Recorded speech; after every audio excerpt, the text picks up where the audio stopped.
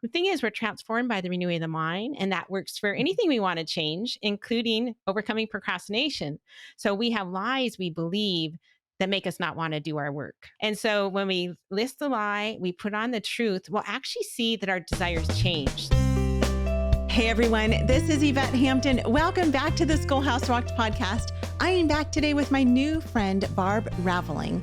And we are talking this week about procrastination and how sometimes we as moms, myself included, if you listened to Monday's episode, we can be procrastinators. And it is a way of life, and it is a frustrating way of life sometimes because I don't want to procrastinate. I just have so many things going on. And I know you do too. I mean, that's what we do as homeschool moms. We juggle, seems like, hundreds of things every day, all at one time. And so sometimes the important things that we need to do in life just get pushed to the side. And, sometimes for me, that's even sleep in the morning. I procrastinate getting up in the morning because I'm tired and I just want to sleep. But then I've got my list of things that need to be done, and they're good things. Most of the things are good things and things that I really enjoy doing, obviously spending time with my kids and spending time with my husband, and um, just trying to balance it all can be really, really hard. And so Barb, who is a recovered procrastinator, she is helping us learn how not to do that. But first, I want to thank our sponsor, BJU Press Homeschool. No parent should homeschool alone. You have a God-given calling to bring up your child to love God and to steward his creation. And BJU Press exists to help you be successful in that endeavor. Visit their website at bjupresshomeschool.com or call 1-800-845-5731 to connect with an experienced homeschool consultant. Barb, thank you for coming back. We are going to talk today. I want to kind of focus our conversation now on reasons for procrastination. And we talked a little bit about that on Monday, but I want to kind of go through this because in your book, Freedom from Procrastination, you lay out the specific reasons that most people have for procrastinating. And it's not like we intentionally think about this, think, okay, I'm going to make my list of all the reasons why I'm procrastinating on the things that need to be done. But they're just things that just kind of naturally happen. And so let's go through that. We're going to just kind of dig into this and dissect it a little bit. Okay, sounds good. So what's the first one? Give us the first reason for procrastination. The first reason is it's not important. And what we usually say, we might say, oh, I won't get ready for the potluck because, it's not that important. I can do it later, right? So they say things like, I can do it later, or with exercise, it's not that big of a deal if I skip today, or there's a good reason I can't do this today. I'm tired, or I'll do it later. So in a way, when it's us procrastinating, Mhm. we do kind of think it's important, but just not important to do today. So with Mhm. that one, we want to learn consistency. And some people, I used to have a little acronym. So like if there's 4 habits you want to develop, or I do it for work. Sometimes I used to have the acronym called TRIPPY. So I do like 3 hours of theme, whatever the theme was for the day, related writing. And then the R was random projects. Anyway, so I had different things, those letters. So you could say, okay, what am I trying to develop my life? And then Mhm. label them and try and make an acronym out of it. So that would help with routines. I Sure. also have a lot of renewing questions in that book, Freedom from Procrastination, because the thing is, we're transformed by the renewing of the mind, and that works for Mhm. anything we want to change, including overcoming procrastination. So we have lies we believe that make us not want to do our work, or whatever it is we're trying to do. And so Yeah. when we list the lie, we put on the truth, we'll actually see that our desires change. So the truth really does set us free. I have a bunch of questions. I have another book called The Renewing the Mind Project, where I have all these questions for starting a habit and working on goals. And when I go through those questions, usually by the third or fourth question, I actually feel like doing my project. So I start to work on it. So if we change what we believe, we're going to start having more self-control, because we're going to start seeing the value in doing them today, Mhm. not procrastinating. Yeah. And with our kids, it works differently. So with the kids, if they're saying it's not that important, a lot of times they think it's not that important. You guys all remember, why should I have to learn all the capitals of all the states? You know what I mean? They have all Right. this work that's not that important, or it's not that important to do chores. So you have to find a reason for them to do it. And you Mm. can't count on the fact that they might say, oh, this is important. They might never say that. So, Right. really, a good reason might be a consequence. So, I had one friend who couldn't get he was in high school at that time, kid to do his work. So, if he didn't do his work and get it done by a certain time, he didn't get to have his phone for the rest of the day. So all Hmm. of a sudden became more important to him because Right. he wanted to have his phone in the late afternoon. Or what I did with the household chores, I divided the whole house, vacuuming, cleaning bathrooms, everything into little 15-minute jobs. I had 4 kids. So every kid before breakfast, they had to do their 15-minute job, and I always made a hot breakfast. I always had it like, whatever, 8:30. But if they didn't have their job finished without being told, they got a little check on a chart.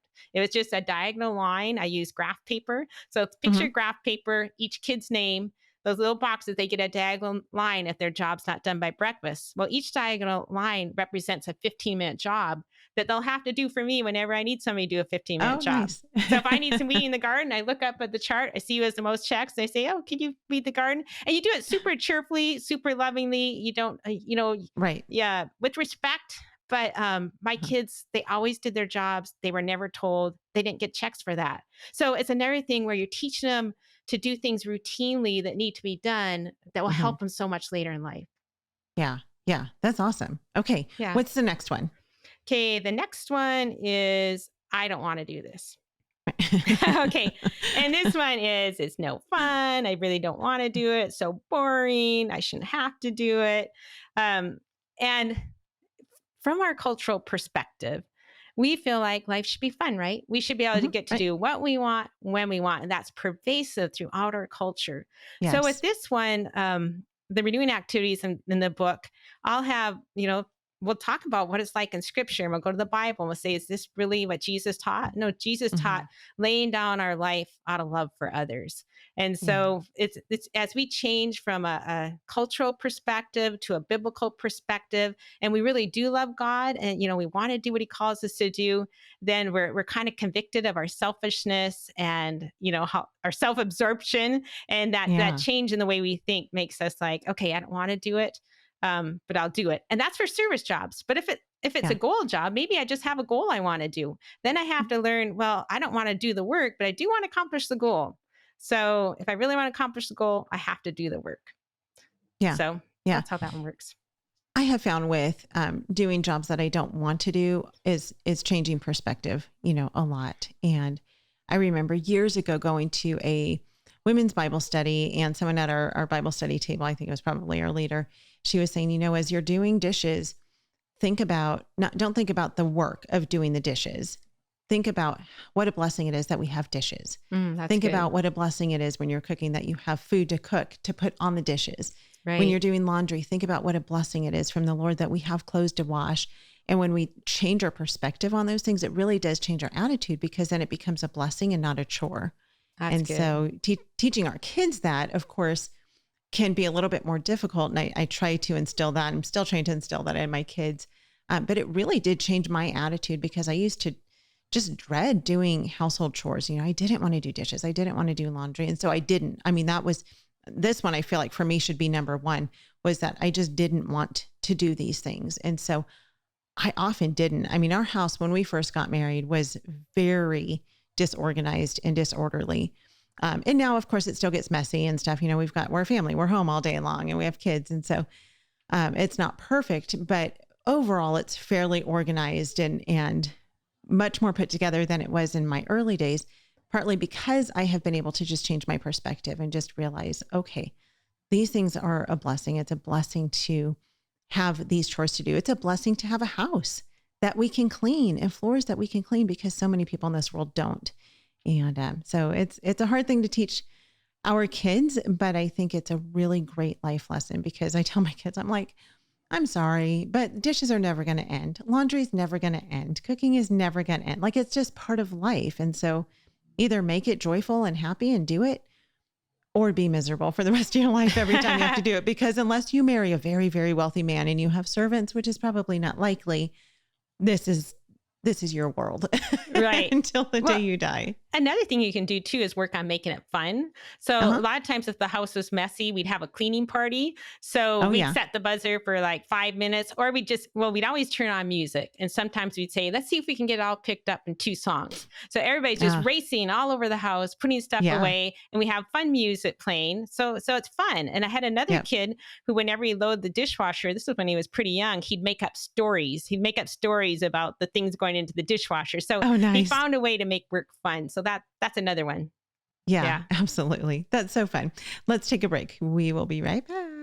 We want to thank all of our sponsors for making this show possible: BJU Press Homeschool, CTC Math, Apologia, and IEW. Without them, we wouldn't be able to do this. Visit the show notes for links to these great companies and thank them for supporting the Schoolhouse Rocked podcast. We are back with Barb.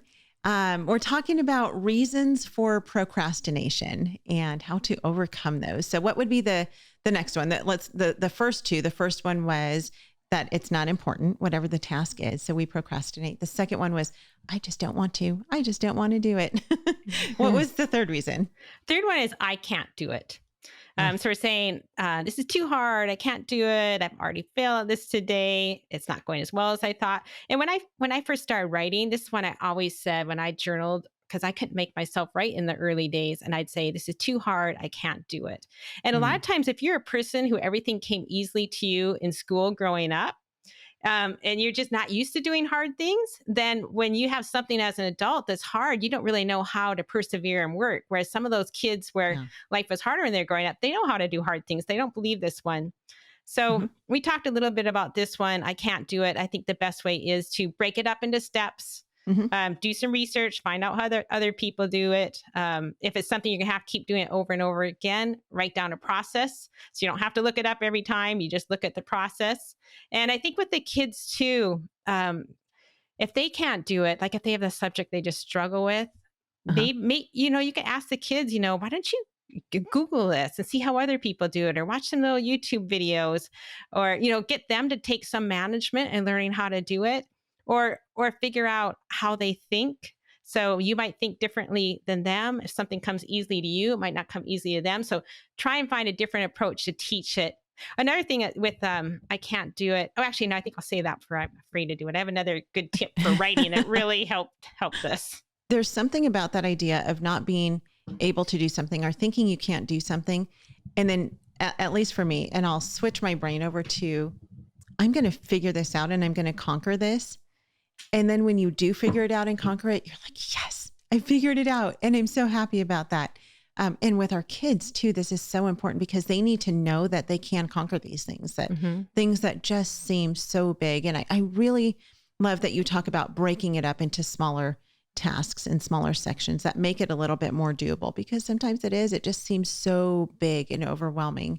But breaking it up, or even having somebody help you, maybe someone who knows how to do that thing, help them come alongside you and teach you how to do it and train Hmm. you how to do that, makes it so much easier and fun, because then you've got a buddy maybe to help work through that. But I know being able to just push through the difficulty of not knowing how to do something, the feeling of success on the other side of that, I think, as humans is so fulfilling, but as Christians too, homeschooling is that for me, actually.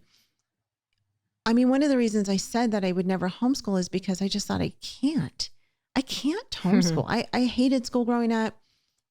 I don't have the education. I don't have what it takes to be able to homeschool my kids. And there's no way that this is going to go well and be successful. And now my oldest is in 11th grade and I'm just like, but God, I mean, it just really, I stand back and in awe of what the Lord has done over the past 11, 12 years of home educating our kids. And I'm so grateful, but it's not because I've done it on my own strength or my own power. It's because the Lord has helped walk me through it. And so even with big tasks, just taking it to the Lord in prayer and just saying, Lord, I can't do this. This is so big, but help me through this. And then he gets all the glory. And it's amazing just to be able to walk hand in hand with Yeah. the Lord and let him lead us through these very difficult things. So, Yeah, okay, so I because can't do. yeah, well, a lot of things we might say I can't do it perfectly, I can't do it easily, but I can do it with Yeah. God's help. And Yeah. so I'm glad you brought that up. Yeah. Yeah. Amen. All right. What's the next one? Next one is I'm too overwhelmed to do it. Mm. And that is I have too much to do today. This has to be perfect. I'll never be able to get this done in time. Or you might kind of go into workaholicism mode. I should be working. I need to be working. I can't stop working. So with overwhelmed, it's usually because you have too much on your plate. So Right. maybe you have too much on your plate for your personality or for your the discipline level you reach. Maybe Mhm. you have too much on your plate for where your health is right now, or with how many kids you have at home. Like Yeah. I, with as a retired homeschool mom, empty nester, I can get way more done than back in the days when I had 4 kids at home. Sure. So be honest about how much you can really get done and Yeah. prioritize. And if you're feeling overwhelmed, sit down and sit back and say, am I doing too much? Ask somebody who loves you, somebody who knows you. Some people will just, automatically schedule too much because they're just the take charge, go getters, get them done. Other people will be like me and they they schedule too much just because everything looks fun and exciting. They're like, oh, I should do that. Oh, Right. that'd be fun. Oh, why not? Oh, Right. oh, that'll be easy. So we have unrealistic expectations. That's how I Right. am. And then also we sometimes beat ourselves up. We're like, oh, I can't believe I didn't get all that done.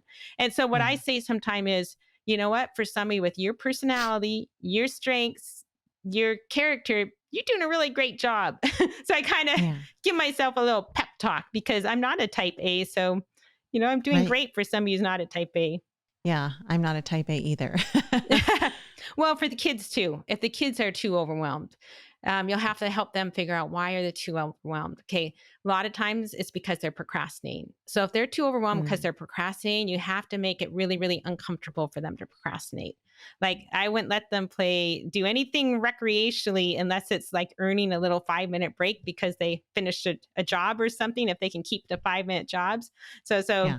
yeah, don't let them, watch TV or do all that kind of stuff before they get their school done. And then if they're Yeah. overwhelmed by too much school, ask yourself, am I giving them too much school? Or are you filling their day with too many activities? Oh, yeah. It's it's really interesting, the homeschool world, because we had the days where homeschoolers were the weird unsocialized, sect of the world. And it really was, because they didn't, I'm not saying they were weird. I'm just saying they were unsocialized in a lot of ways, because they had to be locked in their house during the school day, 5 days a week when all the other kids were at school. They couldn't go to the park. They couldn't go to the grocery store. They couldn't go anywhere. They had to be at home. Well, it's almost like that's flipped on its head now. And we want to involve our kids in every single thing. And so we've got kids in sports, and we've got them in all sorts of, music lessons and clubs and, recreation activities that keep them so busy that now they're almost never home Mm. Huh. to actually learn how to be home and homeschool because Mhm. we're keeping them so busy. And so that can be on us, the mom, too. So we need to be really aware of what we're asking of our kids and how many things we're putting on their plates as well. Cause that could be hard for the whole family. If you're never eating dinner together because every night of the week you're running around doing things, maybe your kids aren't really procrastinating. They're just not home to actually do the things that need to be done. And neither are you. So that's tough. Yeah, I remember going to a homeschool conference back when we were homeschooling. I can't remember who the teacher was, but he said, you have a privilege as homeschool parents. You get to decide what's important to teach your kids. So Hmm. back in the old days when I started school, a group got together, he said, let's teach them blah, blah, blah. So he said, find out, what do you think is important? And at the time, one of the things I did think was important was to teach the kids to be self-starters, to overcome procrastination. So Yes. some of those skills that will serve them in life are more important than learning a musical instrument or playing a game. Yeah. Yep. Yep. Amen. All right. We have a few minutes left in this episode. So let's talk about the last reason that we often have for procrastination. Okay. And that one is I'm afraid to do it. So we'll be saying things like, what if I fail? Will this be worth all the work? I don't know what to do, so I'll do nothing. So with this one, it's like we have to learn how to hold success with open hands. God doesn't want Hmm. us to have anything before him. So we need to learn to be satisfied with God alone and just do the work he's given us to do, the next step, Yeah. leave the results up to him. And for teaching our kids how to do that, try not to be a perfectionist. If you're a critical perfectionist, if you struggle with Mm. that characteristic, try to overcome it if you can, because if you're perfectionist, the kid might be afraid to do the work, or if you're Yeah. too harsh. So I was going to tell you about writing. For writing, I let my kids just write 30 minutes. They had to write 30 minutes a day, and I didn't correct it. Hmm. And by doing that, they learned to love writing. My Wow. third daughter, Jenny Raveling, she just published her first book. It's called The Chosen Ah, Children, and it's a young adult fantasy novel. It's not a Christian book, but it's not I think there's like one kiss in the book, maybe two kisses. okay. But at any Nothing rate, inappropriate. all my kids learned how to love writing. I think three of them are written books, and I didn't love writing at the time. But basically, because I gave them the freedom to just work on skills without having to be corrected. So Yeah. I still had some grammar books to teach them that later on and spelling. Yeah. But anyway, that'd be an Yeah. idea. That's one wise mama right there. So, okay. These are great. We'll run through them again really quickly. It's so some reasons that we have for procrastination are it's not that important. I don't want to, I can't, I'm too overwhelmed, or I'm afraid. And you address each one of these in your book, Freedom from Procrastination, and you dig really deeply into all of these, and you do it from a Christian perspective, through the lens of scripture. So I really appreciate that you do that. But we are out of time. We're going to come back tomorrow, and we are going to actually talk tomorrow about teaching our kids how to be self-starters. This is something that, especially at the beginning of a school year, if you've got more than one child, even if you have one child, you want to teach them to be a self-starter. But if you've got more than one child, you really need to teach them to be self-starters, because it's really hard to handhold every single child through every single day of every single year of homeschooling. And so we want to teach them to be self-starters. So we're going to talk about that tomorrow. Barb, thank you for being with me again today. Tell people again what your website is and where they can find out more about you. BarbRaveling.com, and also the Christian Habits podcast and the Taste for Truth podcast. Sounds great. We'll put those links in the show notes. If you guys have not left a review for this podcast, we would love it if you would do that. It has been so exciting to see so many reviews coming in. Go read them. Go on iTunes and look at some of the reviews for the Schoolhouse Rocked podcast, because you will be encouraged. It's amazing to see what the Lord is doing through this ministry. So if you are enjoying this podcast, please consider leaving a review and sign up for our newsletter. Go to schoolhouserocked.com, subscribe to our newsletter, and you can keep in the loop on everything that we have going on. Have a great rest of your day, and we'll see you back here tomorrow. Bye. Education is discipleship, and this is something I didn't understand until I was probably 3 years into homeschooling. The Bible teaches us in Luke 6:40 that when a student is fully trained, he will be like his teacher. And as we look around the culture right now, I think it begs the question, who is teaching our children? Who is teaching our children, and what are they teaching our children? And to me, the primary benefit of having my children home with me is I am able to impart my worldview to my children.